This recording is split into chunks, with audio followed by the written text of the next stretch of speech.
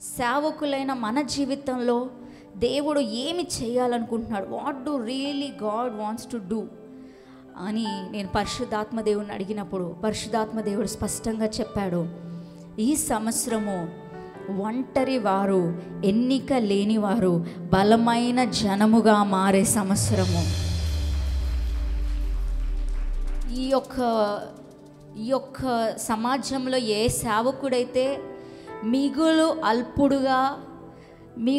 అల్పుడుగా లీస్ట్లో పెట్టబడి ఉన్నాడో ఈ సంవత్సరము దేవుడు అటువంటి సేవకుల్ని ఏరి మరి ఫస్ట్ ప్లేస్కి దేవుడు తీసుకొని రాబోతున్నాడు. ఎన్నిక లేనివారు, ఒంటరి వారు, ఊరంతా ఒకటి, ఆ సేవకుడు మాత్రం ఒక ఎత్తు. ఏ సేవకునైతే పక్కన పెట్టేశారో ఊరివారు, ఈ సంవత్సరం అటువంటి సేవకులే దేవుడు తన మహిమ కొరకు వాడుకోబోతున్న సంవత్సరం.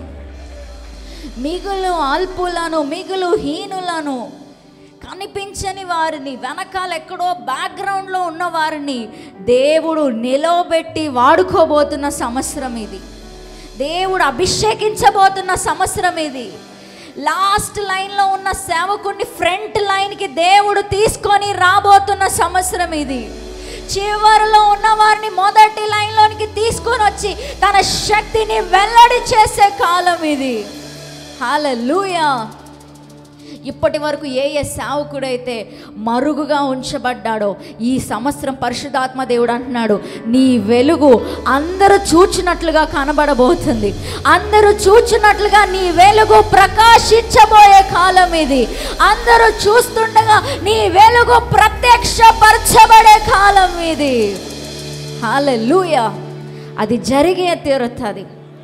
మరుగున ఉంచబడిన సేవకులు, వెనకాల ఉంచబడిన సేవకులు, మిగులు అల్పులుగా హీనులుగా చూడబడుతున్న సేవకులు, ఈ సంవత్సరం దేవుడు వాళ్ళు లేవనెత్తబోతున్నాడు.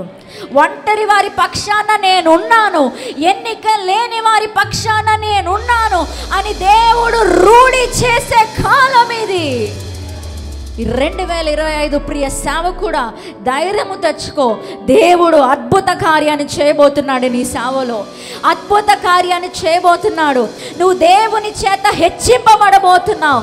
దేవుని చేత నీ తల పైకి ఎత్తబడబోతున్న కాలము. నమ్ముతున్నారా? గట్టిగా చప్పట్లు కొడుతూ దేవుని నామాన్ని మహిమపడతాం. అందరు కూర్చోండి. హల్లెలూయా. యెషయా గ్రంథం 60వ అధ్యాయం 22లో ఒకసారి చదువుదాం.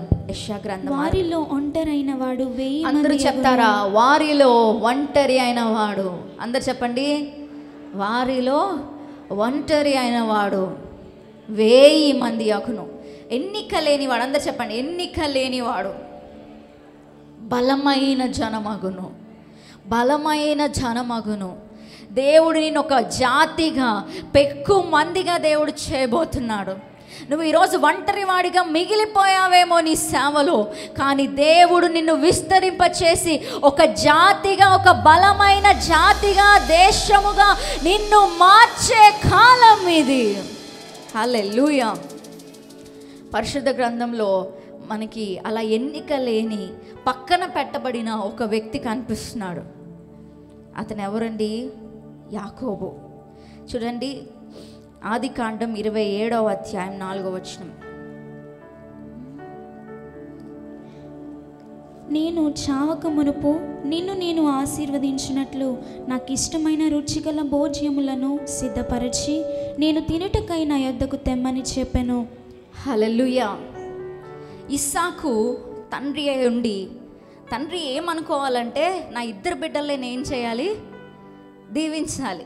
ఇద్దరికి సమానమైన దీవెనను నేను ఇవ్వాలి. పరలోకపు తండ్రిలో కనిపిస్తున్న లక్షణం ఏంటంటే, హీఈస్ నాట్ పార్షియల్. ఆయన పార్షియాలిటీ చూపించే దేవుడు కాదు. సో తండ్రి ఏమనుకోవాలంటే, నేను నా 2 బిడ్డలకి ఏశావుని నేను ఎలా దీవిస్తున్నాను అలానే యాకోబుని కూడా నేను దీవించాలని అనుకోవాలి. కానీ ఈ ఇస్సాకు ఏం చేశాడంటే, ఎవరిని దీవించాలనుకుంటున్నాడంట?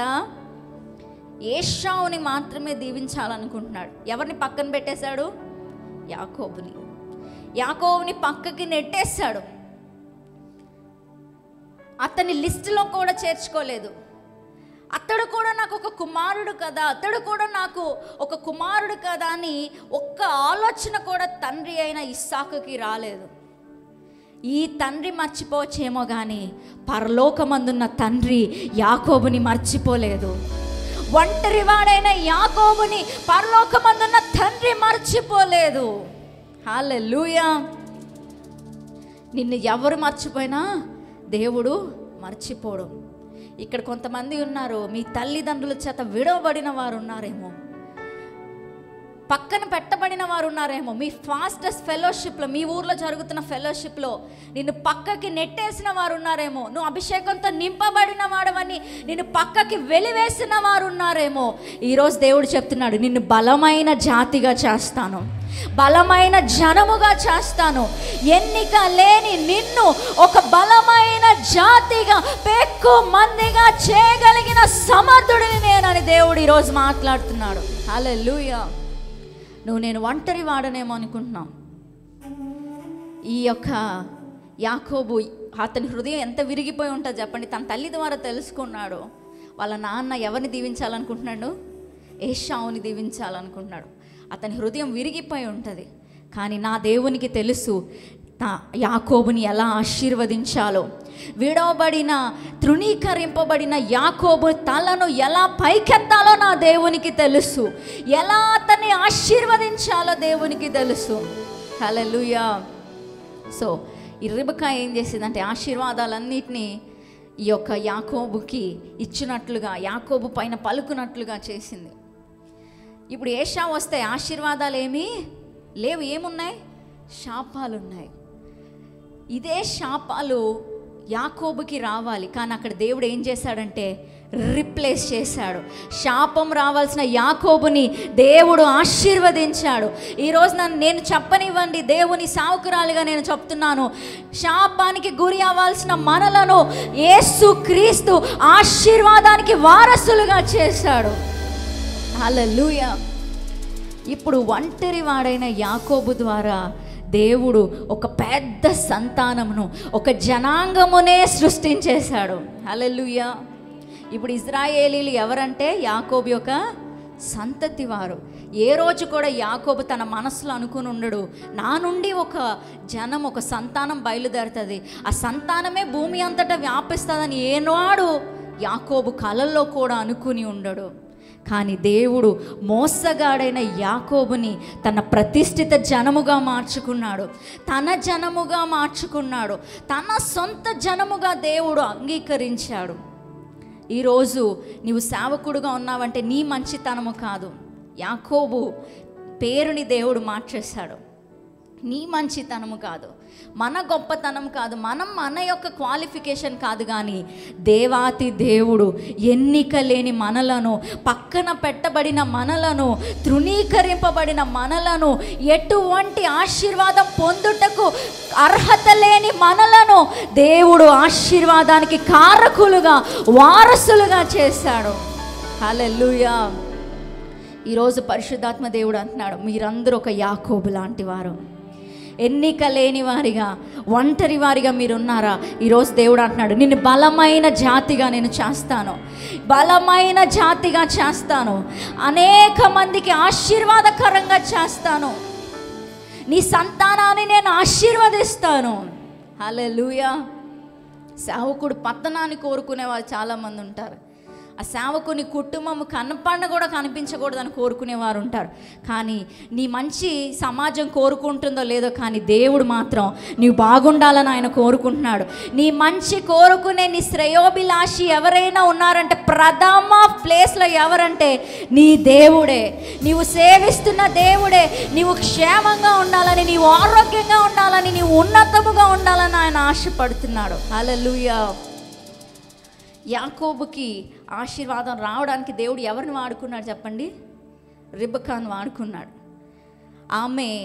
ఆమె ద్వారానే దేవుడు ఆశీర్వాదపు వాక్కులను పలికించాడు. ఆమెను వాడుకుని దేవుడు పలికించాడు. ఈరోజు నేను చెప్తున్నాను, నీ ఆశీర్వాదానికి దేవుడు ఎవరినో ఒకరిని వాడుకుంటాడు. నీ పట్టణంలో నిన్ను దీవించడానికి దేవుడు ఎవరినో ఒకరిని వాడుకుంటాడు. ఎవరినో ఒక రెబెక్కాని దేవుడు నీ కొరకు నీ పట్టణంలో లేపుతాడు. నీ పైన ఆశీర్వాదాన్ని కుమ్మరించడానికి దేవుడు నీ కొరకు నీ ఊరిలోనే నీ సేవలోనే దేవుడు అనేక మందిని లేపబోతున్నాడు. హల్లెలూయా. ఈ రెబెక్కా తల్లి మాత్రమే కాదు, ఆ కుమారుడికి తను ఏం చేసిందంటే సపోర్ట్ చేసింది. ఏం చేసింది? ఈరోజు పరిశుద్ధాత్మ దేవుడు ప్రొఫెటిక్ వేలో మీతో మాట్లాడుతున్నాడు. ఏంటంటే మీ సేవలో సహకరించే వాళ్ళని దేవుడు ఈ సంవత్సరం ఇవ్వబోతున్నాడు. ఇప్పటి వరకు మీరు ఒంటరిగా కష్టపడుతూ వచ్చారు, ఏ సహాయము లేక, సహకరించే విశ్వాసులు లేక, సహకరించే సపోర్టర్స్ లేక మీకు మీరే ప్రయాసపడుతూ ఇప్పటి వరకు మీ సేవని కొనసాగించారు. కానీ ఈ 2025లో మీరు రాసి పెట్టుకోండి, అనేక మంది సహకారులను దేవుడు ఈ సంవత్సరం మీ కొరకు లేపబోతున్నాడు. మీకు సహకరించే వారిని దేవుడు మీ సంఘంలో లేపబోతున్నాడు. మీకు ప్రోత్సాహం అందించే వారిని దేవుడు మీ సంఘంలో లేపబోతున్నాడు. మీకు చేయూతను అందించే వారిని దేవుడు మీ సంఘంలో లేపబోతున్నాడు. మీ పక్షాన నిలబడే రెబెక్కాలను దేవుడు లేపే కాలం మీది. మీ పక్షాన నిలబడి ఆశీర్వాదాన్ని మీకు అందజేయుటకు వారధిగా ఉండే రెబెక్కాలను దేవుడు వాడుకుంటున్న సంవత్సరం ఇది. హల్లెలూయా. మీ గురించి మీరు ప్రమోట్ చేసుకోక్కర్లేదు. నీ కొరకు దేవుడు కొంతమందిని ఈ సంవత్సరం లేపబోతున్నారు. వారే మీ పరిచర్ని ముందుకు తీసుకుని వెళ్తారు. వారే మీకు వారధిగా నిలబడి మీ పరిచర్ని ముందుకు తీసుకుని వెళ్తారు. మీకు ఒక సపోర్టర్స్గా ఉండే నమ్మకస్తులైన వారిని దేవుడు మీకు ఇవ్వబోతున్నాడు. ఇప్పటి వరకు మీరు ద్రోహము చేసిన వారిని మీ సేవలో చూసారేమో, నమ్మించి మిమ్మల్ని అడ్డంతరంగా వదిలేసిన వారిని మీ సేవలో చూసారేమో. కానీ పరిశుద్ధాత్మ దేవుడు అంటున్నాడు, నమ్మకమైన మీకు సహకారముగా ఉండే, మీకు సపోర్ట్ చేసే రెబెక్కాలను దేవుడి సంవత్సరము మీ కొరకు లేపబోతున్నాడు. మీ పక్షాన ఉండుట కొరకు దేవుడు లేపే కాలం ఇది. హల్లెలూయా. అందరు కూర్చోండి. సో మొట్టమొదటిగా ఎన్నిక లేని వారిని పట్టుకుని దేవుడు ఏం చేస్తాడంటే అనేక మందిగా చేస్తాడు. మీ ఊరిలో నీవు అభిషేకం పొందిన సేవకుడు అని పక్కన పెట్టేస్తే దేవుడు అంటున్నాడు, ఈ సంవత్సరం మీ చర్చ్లోనే ఎక్కువ జనాలు ఉంటారు. ఓవర్ఫ్లోయింగ్గా మీ యొక్క సంఘాలు నింపబడబోతున్నాయి. ఎందుకంటే ఎన్నిక లేని వారిని దేవుడు కింద ఉన్న వారిని పైకి తీసుకుని వచ్చే సంవత్సరం ఇది. ఎన్నిక లేని వారిని, కింద ఉన్న వారిని పైకి దేవుడు లేవనెత్తే సంవత్సరం ఇది. పైకి దేవుడు తీసుకుని వచ్చే సంవత్సరం ఇది. హల్లెలూయా. మీ ఊర్లో గొప్ప గొప్ప చర్చెస్ ఉండొచ్చు, పెద్ద పెద్ద చర్చెస్ ఉండొచ్చు. అవి అన్నిటినీ పక్కన పెట్టి దేవుడు అర్హత లేని నీ యొక్క మందిరానికి దేవుడు జనములను ప్రవాహం వలె తీసుకొని రాబోతున్నాడు. పెక్కు మందిగా, ఒక సమూహముగా దేవుడు నిన్ను చేయబోతున్నాడు. మీ ఊరిలో అందరూ అనుకుంటారు, పబ్లిక్ టాక్ ఏంటంటే ఆ చర్చ్లో ఏముందని వెళ్తున్నారు. ఇక్కడ పెద్ద పెద్ద చర్చెస్, పెద్ద పెద్ద బంగ్లాలు ఉన్నాయి. చర్చ్ నిండా ఎయిర్ కండిషన్ ఉంది, ఏసీ ఉంది, వసతులు ఉన్నాయి. బర్త్డేస్కి మేము కేకులు ఇస్తున్నాం, అన్నీ ఇస్తున్నాం. బట్ స్టిల్ నీ చర్చ్లో నిండునంతగా, పొంగి పొరులునంతగా ఈ సంవత్సరము మీ సంఘాలు ఆత్మల పంటను చూడబోతున్నారు. ఎన్నిక లేని వారిని దేవుడు బలమైన జాతిగా, బలమైన జనముగా చేయు సంవత్సరం ఇది. బలమైన జనముగా, సైన్య సమూహం వలె దేవుడు మార్చే సంవత్సరం ఇది.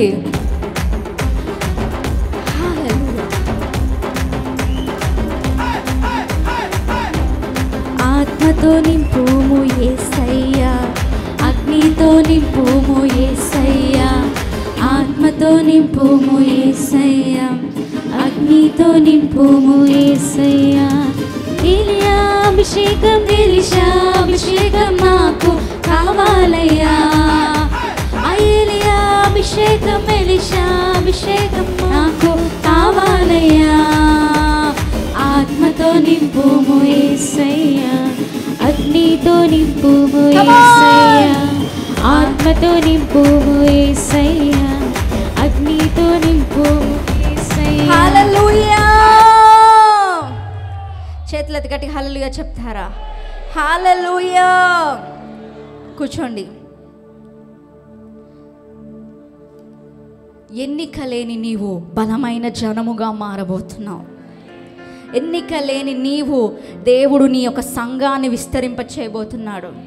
ఒక ఒంటరి వాడికి ఒక 10 మందితో నీవు నీ సంఘాన్ని నడిపిస్తున్నావేమో, ఈ సంవత్సరం 100 కాబోతుంది. 10 రెట్ల విస్తరణ యేసుక్రీస్తు నామంలో మీ పైకి డిక్లేర్ చేస్తున్నాను. మీ సంఘాలు ఆత్మల పంటను చూచుదురుగాక యేసు నామంలో. హల్లెలూయా. అందరూ గట్టిగా హల్లెలూయా చెప్తారా? హల్లెలూయా. సో రెండవదిగా, ఎన్నిక లేని వారిని పట్టుకుని దేవుడు ఏం చేస్తాడండి? ఈ లోకంలో అందరికీ కావాల్సింది మంచి టాలెంట్లు ఉన్నవాళ్ళు, అందంగా ఉన్నవారు, డబ్బులు ఉన్నవారు, పేరు ప్రఖ్యాతులు ఉన్నవారు. కానీ దేవునికి కావాల్సింది ఎవరో తెలుసా? అల్పులు, ఘనహీనులు, తిరస్కరించబడిన వారు, దిక్కులేని వారు. వీరు దేవునికి కావాలి. వీరిని దేవుడు కోరుకుని మరి పిలుచుకుంటున్నాడు.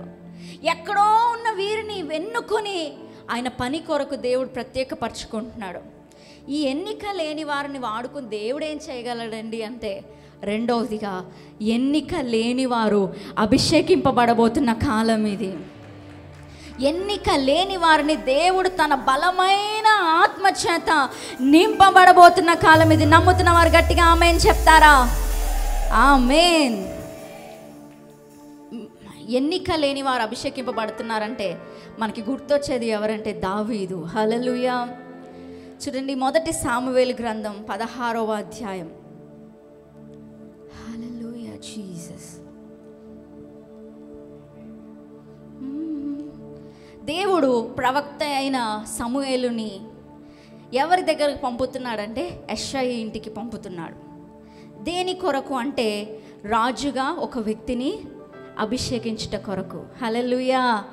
రాజుగా ఒక వ్యక్తిని అనాయింట్ చేయడానికి దేవుడు తన ప్రవక్తని పంపుతున్నాడు.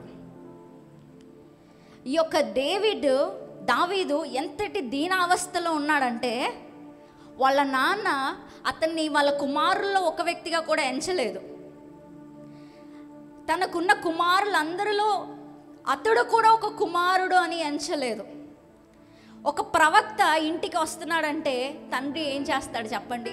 పిల్లలందరినీ పిలుస్తాడు. ఒకళ్ళని వదిలేసి ఒకళ్ళని తీసుకెళ్తారా? తీసుకొని వెళ్ళరు. నువ్వు ఇంటిలో ఉండు, నువ్వు పొలంలో ఉండు, నువ్వు గొర్రెలు కాసుకో అని పిల్లలందరినీ, మిగతా వారందరిని తీసుకెళ్ళి ఒకరిని వదిలేస్తారా? వదలరు. కానీ దావీదు ఎంతగా తృణీకరింపబడ్డాడంటే, వాళ్ళ నాన్న ఒక ప్రవక్త ఇంటికి వస్తున్నాడని తెలుసు. ఆ ఊరంతా భయపడుతుంది ఆ ప్రవక్త వస్తున్నాడంటే. అందుకే చూడండి, సమూయేలు వస్తున్నాడని తెలిసి ఆ ఊరి పెద్దలు భయపడ్డారంట. 4వ వచనంలో ఉంది. 1 సమూయేలు గ్రంథం 16వ అధ్యాయం 4వ వచనంలో ఉంది. సమూయేలు యెహోవా ఇచ్చిన సెలవు చొప్పున బెత్లెహేమునకు వెళ్ళెను. ఆ ఊరి పెద్దలు అతని రాకకు భయపడి, సమాధానముగా వచ్చుచున్నావా అని అడుగగా, హల్లెలూయా, సమాధానముగా వచ్చుచున్నావా అని వారిని అడుగగా. ఎందుకంటే ఆ ప్రవక్త వస్తున్నాడంటే అందరికీ అంత గౌరవము. సమూయేలు ప్రవక్త అంటే అంతటి గౌరవం. అతడు చివరి న్యాయాధిపతి. అతడంటే అందరికీ గౌరవము, మర్యాద. అతడు యెషయా ఇంటిని వెతుక్కుంటూ వస్తున్నాడంటే అందరూ ఉన్నారు, కానీ ఒక కుమారుడు మాత్రం ఎక్కడో పెట్టబడి ఉన్నాడు. ఎక్కడో అతనికి తెలియదు, అతడికి తెలియదు కూడా ఈ యొక్క ప్రవక్త వస్తున్నట్టు. అంటే కనీసం ఇన్ఫార్మ్ కూడా చేయకుండా తృణీకరించబడిన ఈ దావీదుని మనుషులు కోరుకోలేదు, కానీ దేవుడు కోరుకున్నాడు. సొంత నాన్న కోరుకోలేదు, కానీ దేవుడు కోరుకున్నాడు. తన సొంత ఇంటి వారు కోరుకోలేదు, కానీ నా దేవాతి దేవుడు కోరుకున్నాడు. హల్లెలూయా. సో ఈ సమూయేలు ఇంటిలోనికి వెళ్ళాక ఈ యొక్క తన తండ్రి ఒకరి తర్వాత ఒక కుమారుడిని ఆ ప్రవక్త ఎదుట పెడుతూ ఉంటాడు. మొట్టమొదట ఎవరిని పెడతాడంటే ఎలియాబుని పెడతాడు. 6వ వచనం చూడండి. వారు వచ్చినప్పుడు అతడు ఎలియాబుని చూచి, నిజముగా యెహోవా అభిషేకించువాడు ఆయన ఎదుట నిలిచి ఉన్నాడని అనుకోనేను.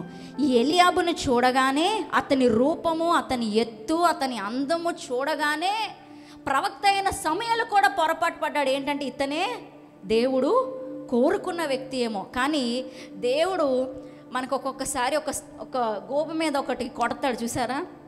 నువ్వు అనుకుంటుంది కాదు, నేను అనుకుంటుంది వేరు. ఒక అద్భుతమైన మాట దేవుడు సమూయేలుతో అంటాడు. చూడండి 7వ వచనం. అయితే యెహోవా సమూయేలుతో ఇలాగు సెలవిచ్చెను, అతని రూపమును అతని ఎత్తును లక్ష్య పెట్టుకుము. మనుష్యులు లక్ష్య పెట్టు వాటిని యెహోవా లక్ష్య పెట్టడు. నేను అతని త్రోసివేసి ఉన్నాను. మనుషులు పై రూపమును లక్ష్య పెట్టుదురు గాని యెహోవా హృదయమును లక్ష్య పెట్టును.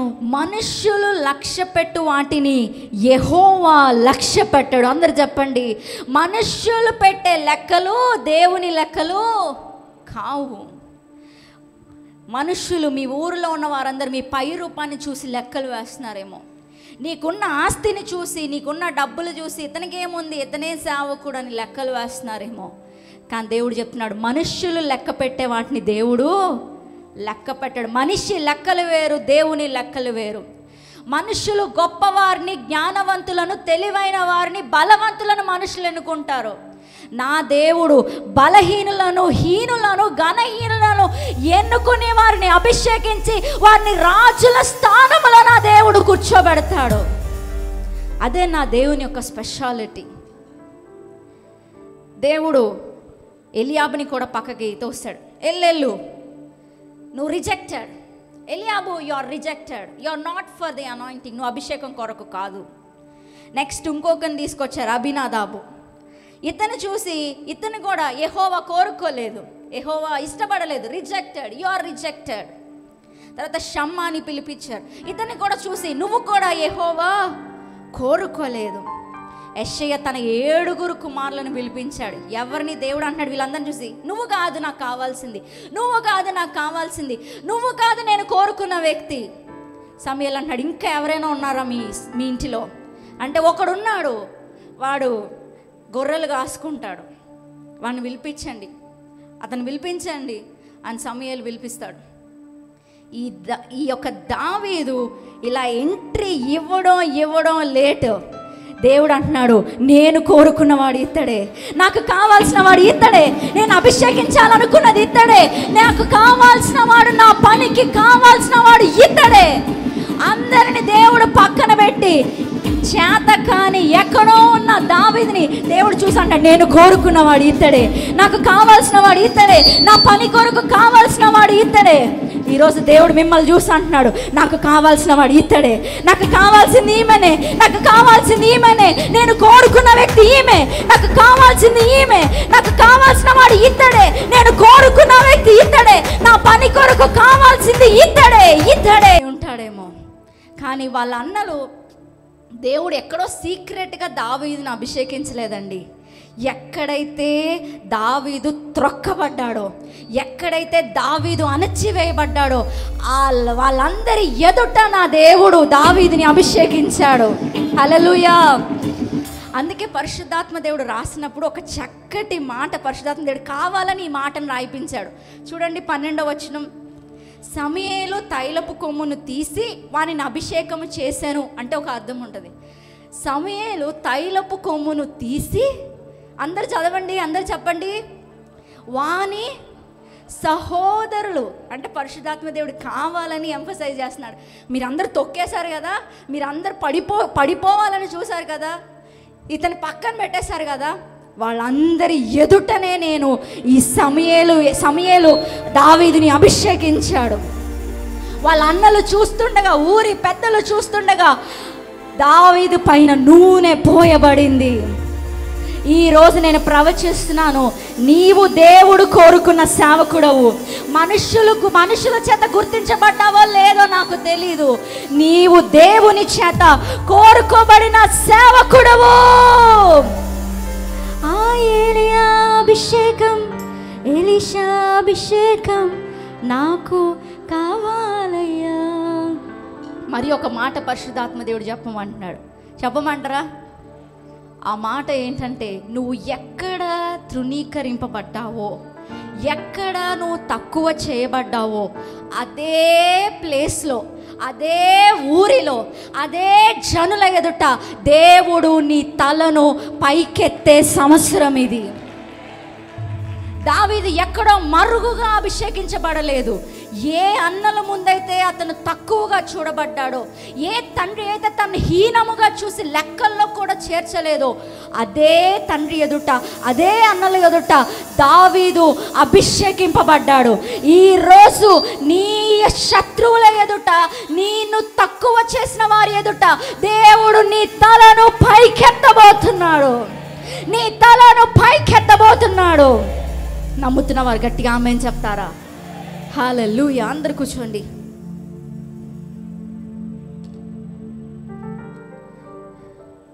దేవుడు ఎన్నిక లేని దావీదు యొద్దకు ప్రవక్తని పంపించాడు. దావీదు ప్రవక్తని ఎత్తుకుంటా వెళ్ళలేదు నన్ను అభిషేకించమని. ప్రవక్తనే దేవుడు దావీదు యొద్దకు పంపించాడు. నీ దగ్గరికి గొప్ప వాళ్ళు వస్తారు, గనులు వస్తారు. యెషయా గ్రంథం 61లో రాయబడినట్లు ఈ సంవత్సరము రాజులు నీ ఉదయ కాంతికి వచ్చేదారు, జనములు నీ వెలుగునకు వస్తారు, రాజులు నీ ఉదయ కాంతికి రాబోతున్నారు, రాజులు నీ యొద్దకు రాబోతున్నారు, ప్రవక్తలు నీ యొద్దకు రాబోతున్నారు, అభిషేక్తులు నీ దగ్గరికి రాబోతున్నారు. వారు అందచేయబోయే వర్తమానం ఏంటో తెలుసా? దేవుడు కోరుకున్న వ్యక్తి ఇతడే, ఇతడే, ఇతడే. దేవుడికి కావాల్సింది క్యాథరినే, దేవుడికి కావాల్సింది ఈ యొక్క సేవకుడే, దేవుడు కోరుకున్నది ఈ సేవకుడే అని చెప్పుటకు దేవుడు అనేక మంది అభిషేక్తులను నీ దగ్గరికి నడిపిస్తాడు. అభిషేక్తులు వచ్చి చెప్తారు, దేవుడికి కావాల్సిన సేవకుడు నీవు, దేవుడి చేత ఎన్నుకోబడిన సేవకుడు నీవు, దేవుడు కోరుకున్న సేవకులు మీరు. హల్లెలూయా. ఎన్నిక లేని వారితో దేవుడు చేసే రెండో కార్యం ఏమన్నాను? అభిషేకం. ఏంటి చెప్పండి? అభిషేకం. మా యొక్క స్కూల్ ఆఫ్ డునామిస్లో చిన్న చిన్న పిల్లలు, ఏమి వాళ్ళకి తెలియదు పరిశుద్ధాత్మ కోసం. కొంతమంది పాస్టర్స్, బిషప్స్ వచ్చి మా దగ్గర థామస్ డాడీ దగ్గర ప్రార్థన చేయించుకుంటారు. ఏమనంటే పరిశుద్ధాత్మతో నింపబడాలని ప్రార్థన చేయండి, మాకు న్యూ టంగ్స్ రావాలని ప్రార్థన చేయండి. అంతటి గొప్ప గొప్ప వాళ్ళందరినీ దేవుడు వదిలేసి ఆ డునామిస్లో చిన్న చిన్న పిల్లలు పరిశుద్ధాత్మ చేత నింపబడి అన్య భాషలు మాట్లాడతారు. ఎందుకంటే దేవుడు ఎవరిని అభిషేకిస్తాడంటే అల్పులైన వారిని, ఎన్నిక లేని వారిని. దావీదు వలె ఎన్నిక లేని వారు ఎవరైనా ఉన్నారా? మీ చేతులెత్తి చూపిస్తారా? I was rejected, I was despise. నేను తృణీకరింపబడ్డాను, నేను ఎన్నిక లేని వాడిగా ఎంచబడ్డాను.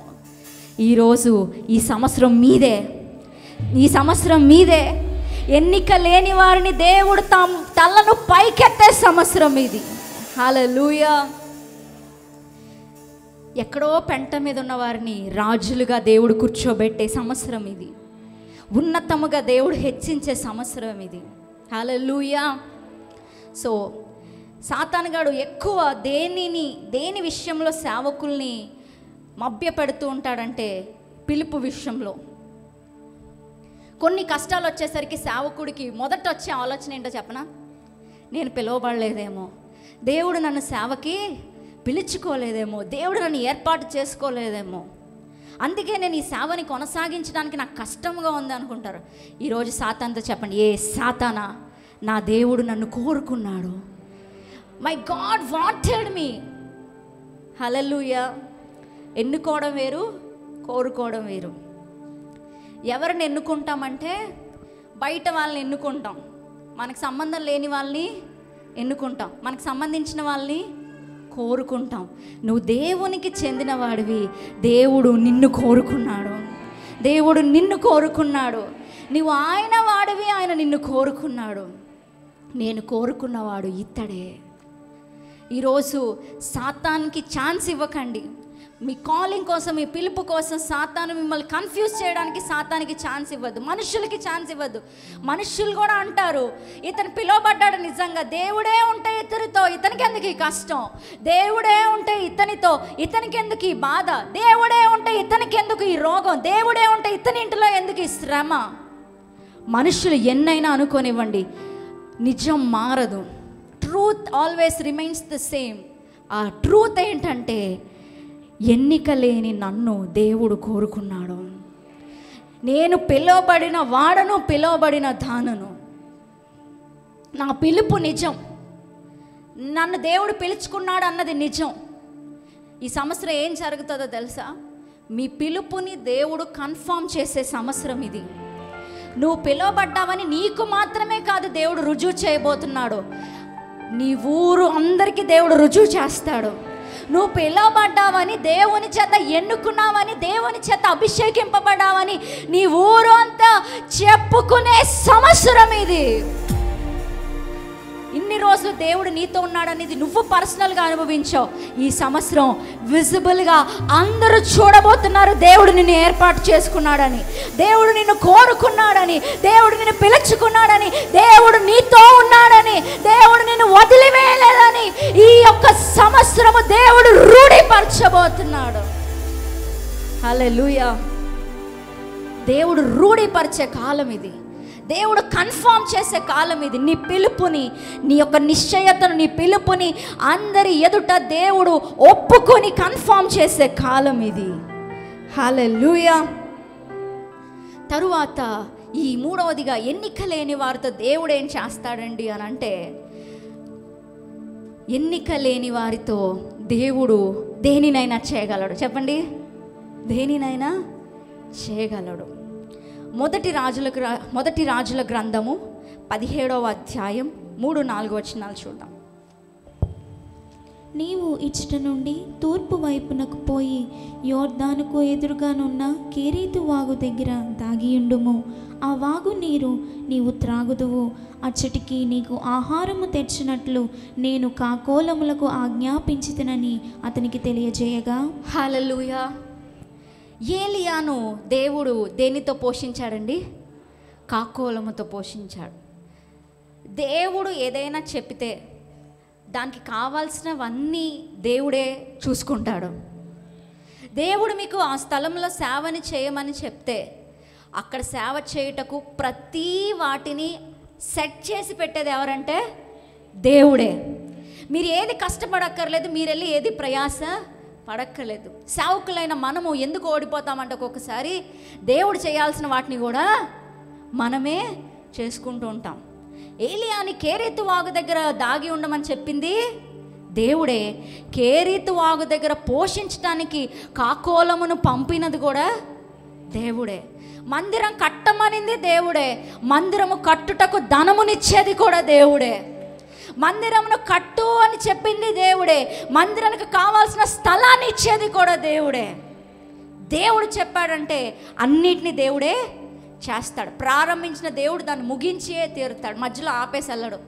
నీ మందిరాన్ని కడుతూ ఉండగా మధ్యలో వర్క్ ఇన్ ప్రోగ్రెస్ మోడ్లో పెట్టి దేవుడు వెళ్ళడు. ఆ మందిరాన్ని పూర్తిగా నిర్మించాల్సిన బాధ్యత ఎవరిపై ఉందంటే దేవునిపైనే ఉంది. సో ఇక్కడ ఎన్నిక లేనిది ఎవరు అనంటే కాకోలం. ఈ కాకోలము నిషిద్ధమైన పక్షి, అన్క్లీన్ బర్డ్. ఇంగ్లీష్లో ఉంది అపవిత్రమైన జంతువు అంట. అపవిత్రమైన వాటిలో ఒకటి ఏంటంటే కాకోలం. కాకోలాన్ని యూదులు పక్కకి కూడా రానివ్వరు, ఎందుకంటే అది అపవిత్రమైనది. చూడండి, లేవ్యాకాండం 11వ అధ్యాయం 15వ వచనం. హల్లెలూయా.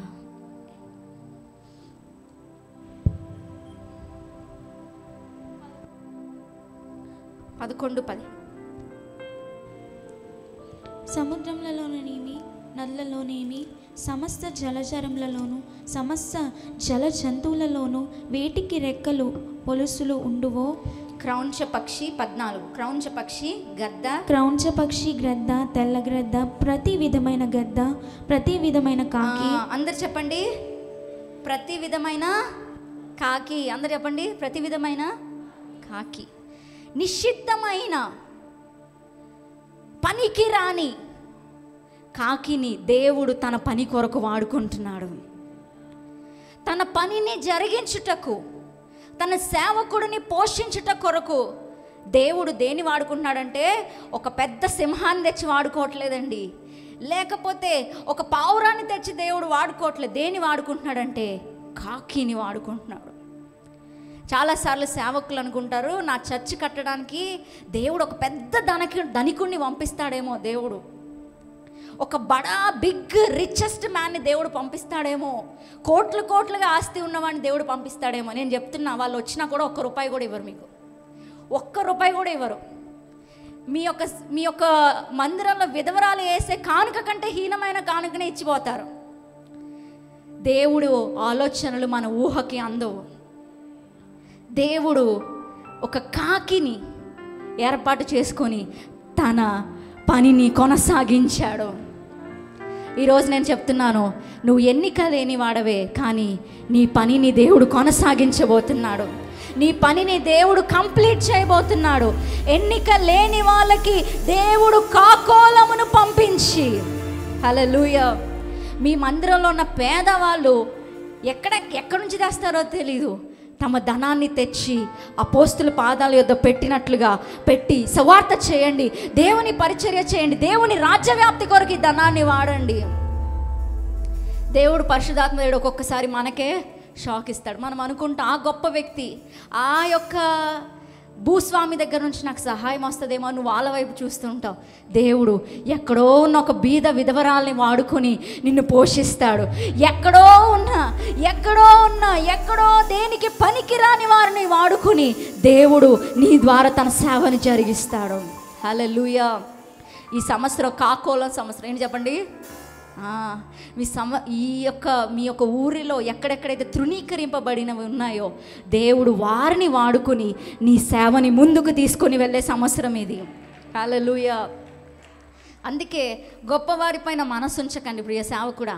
వాళ్ళు నాకు సహాయం చేస్తారేమో, వాళ్ళ ఇంటికి వెళితే నాకు ఇంత దానం వస్తుందేమో ఎస్టిమేట్ చేయడం మానేసేయండి. ఎవరి దగ్గర నుంచి సహాయం రాదు. నువ్వు అనుకోని రీతిలో దేవుడు సహాయాన్ని పంపుతాడు. ఏలియా ఏ రోజు ఊహించలేదు ఒక కాకోలం తన కడుపుని నింపుతుందని. ఏలియా ఊహించలేదు ఒక నిషిద్ధమైన జంతువుని దేవుడు వాడుకుని తన కడుపుని నింపుతాడని ఏనాడు ఏలియా ఊహించలేదు. కానీ దేవుడు చేశాడా లేదా? చేశాడు. అదే దేవుడు నీ దేవుడు. ఏలియాను పోషించిన దేవుడు నీ దేవుడు. ఈ సంవత్సరం నీకు కావాల్సినవన్నీ దేవుడు అద్భుతంగా సమకూర్చబోతున్నాడు. నీ పరిచర్యను కొనసాగించుటకు కావాల్సినవన్నిటిని దేవుడు లెక్కలు పెట్టి మరి నీకు ఇవ్వబోతున్నాడు. లెక్కలు పెట్టి మరి దేవుడు ఇవ్వబోతున్నాడు. హల్లెలూయా. ఈ కాకి ఏలియాని ఉదయం పోషించింది, సాయంత్రం పోషించింది, మళ్ళీ ఎవ్రీడే నాన్ వెజ్తో. ఎంతటి భాగ్యం! ఒక కేరీతు వాగు దగ్గర తిండి కూడా దొరకని ఏలియాకి ఆకలితో చచ్చిపోతాడేమో అని అందరూ అనుకున్నారు. కానీ దేవుడు తన సేవకుణ్ణి విడువడు. ఏమీ లేకుండా అతడు ఆకలితో మరణించడానికి దేవుడు ఒప్పుకోడు. తన సేవకుడికి సమస్తము దేవుడే. ఆ సేవకునికి కావాల్సిన అన్నిటినీ దేవుడే చూసుకుంటాడు. ప్రియ సేవకుడా, ఈరోజు చెప్తున్నాను, నీకున్న అవసరతలన్నీ దేవుని మహిమ ద్వారా ఈ సంవత్సరం అద్భుతంగా తీర్చబడబోతుంది. అద్భుతంగా దేవుడు తీర్చబోతున్నాడు. దేవుని మహిమను మీరు చూచే కాలం ఇది. హల్లెలూయా. 4వది ఒక్క చిన్న మాటని చెప్పి నేను ముగించేస్తాను. లూకాసు వార్త 3వ అధ్యాయం 2వ వచనం చూడండి. ఎన్నిక లేని వారితో దేవుడు ఏం చేస్తాడు? What does God do with despised, with rejected? లూకాసు వార్త 3వ అధ్యాయం 2వ వచనం. అన్నయ్యు కయపయు ప్రధాన యాజకులుగాను ఉన్న కాలమున అరణ్యములోనున్న ఫస్ట్ నుంచి చదవండి. తిబెరియ కైసరు ఏలుబడిలో 15వ సంవత్సరమందు యూదయకు పొంతి పిలాతు అధిపతిగాను, గలిలయకు హేరోదు చతుర్థాధిపతిగాను, ఇతూరయ త్రకోనీతి దేశములకు అతని తమ్ముడైన ఫిలిప్పు చతుర్థాధిపతిగాను, అబిలేనే దేశమునకు లుసానియా అధిపతిగాను, అన్నయ్యు కయప్పయు ప్రధాన యాజకులుగాను ఉన్న కాలమున అరణ్యములోనున్న జకర్య కుమారుడైన యోహాను నొద్దకు దేవుని వాక్యము వచ్చెను. హల్లెలూయా. దేవుడు తన వాక్కుని ఎవరికి పంపుతున్నాడంటే ఎన్నిక లేని వారికి దేవుడు తన వాక్కుని పంపుతున్నాడు. ఇక్కడ చతురాధిపతులు ఉన్నారు, అధిపతులు ఉన్నారు, ప్రధాన యాజకులు ఉన్నారు. వాళ్ళందరికీ రాని దేవుని వాక్కు ఎక్కడో అరణ్యంలో ఉన్న యోహాను యొద్దకు దేవుని వాక్కు వచ్చింది. ఎక్కడో మరుగుగా ఉన్న యోహాను యొద్దకు దేవుని వాక్కు వచ్చింది. ఈ సంవత్సరము ఎన్నిక లేని నీకు దేవుని వాక్కు రాబోతుంది. దేవుని యొక్క లోతైన మర్మాలు నీకు తెలియబోతున్నాయి. దేవుడు గొప్ప గొప్ప వారందరినీ వదిలేస్తాడు. వారందరినీ పక్కన పెట్టి నువ్వు కాదు దేవుడు ఎక్కడో అరణ్యంలో ఒంటరిగా ఉన్న నీకు దేవుడు తన వాక్ ప్రత్యక్షతను దేవుడు నీకు ఇవ్వబోతున్నాడు. పరిశుద్ధ గ్రంథంలోని లోతైన మర్మాలను దేవుడు నీకు ప్రత్యక్షపరచబోతున్నాడు. వారికి లేని, అధిపతులకి లేని ధన్యత, అధిపతులకి లేని ప్రత్యక్షత, ప్రధాన యాజకులకు లేని ప్రత్యక్షత, అధికారులకు లేని ప్రత్యక్షత, అధిపతులకు లేని ప్రత్యక్షత ఎక్కడో అరణ్యంలో ఉన్న యోహాను యొద్దకు వచ్చినట్లుగా నీకు ఈ సంవత్సరము దేవుని ప్రత్యక్షత రాబోతుంది. దేవుని ప్రత్యక్షతను నువ్వు చూడబోతున్నావు నీ జీవితంలో. దేవుడు నిన్ను లేవనెత్తి తన ప్రత్యక్షతను నీకు బయలుపరిచే కాలం ఇది. హల్లెలూయా. ఈ 4 కార్యాలు ఈ సంవత్సరం జరగబోతుంది. ఎన్నిక లేని వారు ఎక్కువ మందిగా మారబోతున్నారు. మీ సంఖ్య విస్తరించబోతుంది. ఎన్నిక లేని నీవు బలమైన జనముగా అవ్వబోతున్నావు. ఎన్నిక లేని నిన్ను దేవుడు నీ సంఖ్యను విస్తరింప చేయబోతున్నాడు. రెండవదిగా, ఎన్నిక లేని నిన్ను దేవుడు కోరుకుని అభిషేకించబోతున్నాడు. మూడవదిగా, ఎన్నిక లేని నీ యొక్క అవసరతను దేవుడు అద్భుతంగా తీర్చబోతున్నాడు. నీ కొరకు ఆ ఎన్నిక లేని నిషిద్ధమైన కాకోలమును దేవుడు వాడుకుని అవసరతను తీర్చబోతున్నాడు. నాలుగవదిగా, ఎన్నిక లేని నీకు యోహానుకు ప్రత్యక్షమైనట్లుగా దేవుని వాక్కు నీకు ప్రత్యక్షం కాబోతుంది.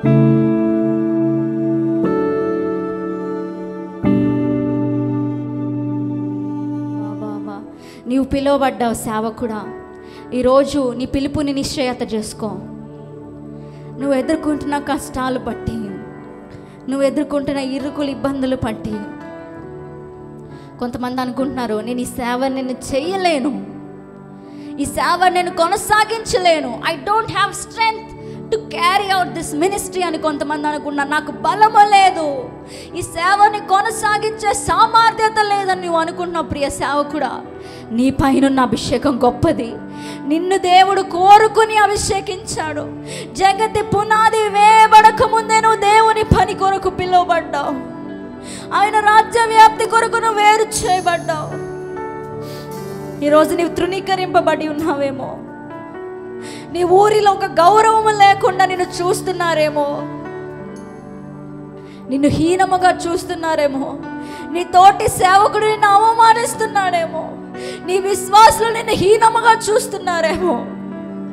కానీ దేవునికి కావాల్సింది ఎవరంటే అల్పులు. తృణీకరింపబడిన వారు దేవునికి కావాలి.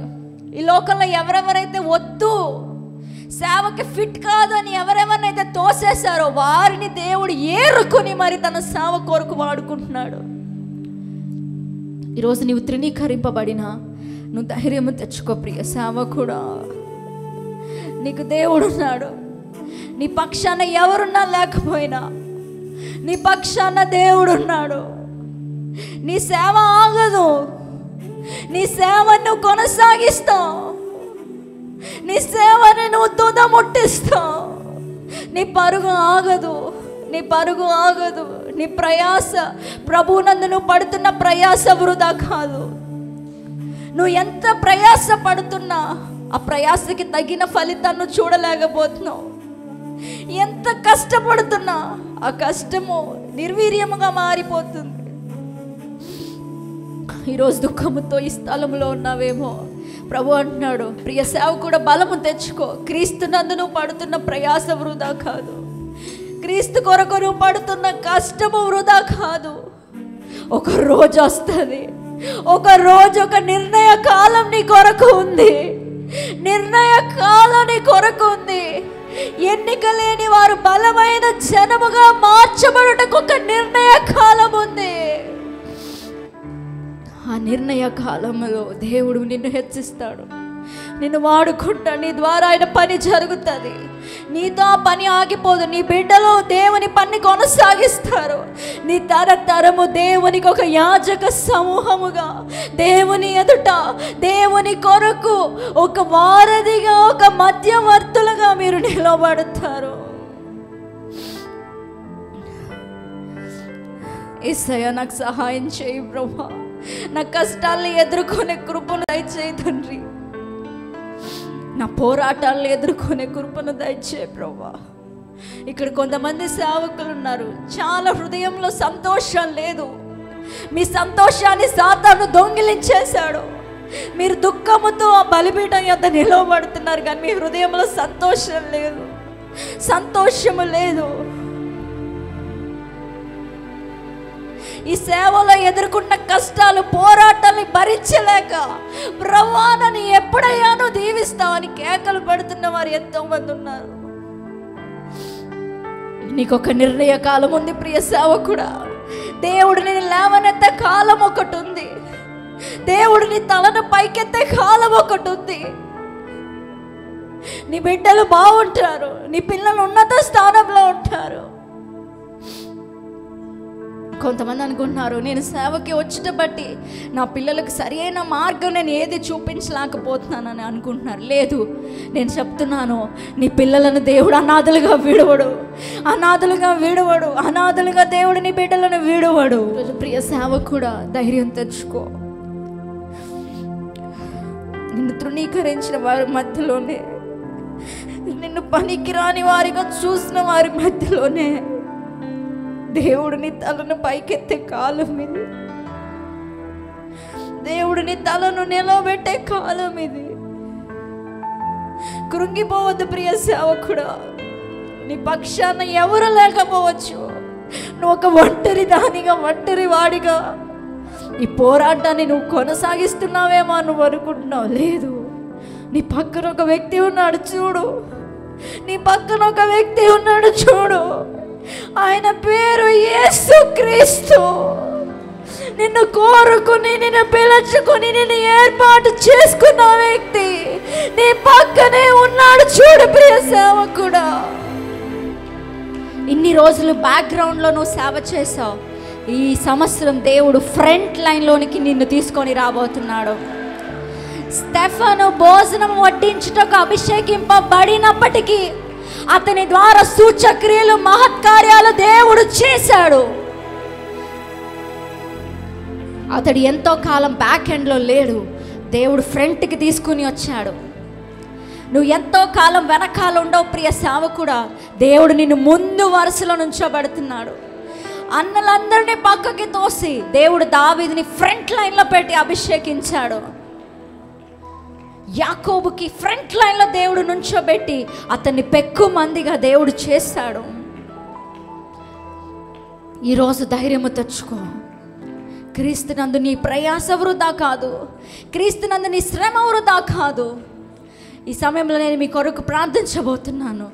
పరిశుద్ధాత్ముడా, ఇక్కడ ఏ సేవకుడైతే అయ్యా అతని జీవితంలో వేసారిపోయి సమస్యలను బట్టి కృంగిపోయి ఉన్నారో, ఈ దినమున ఒక బలమైన అభిషేకము నీ సేవకులపైకి దిగి వచ్చునుగాక.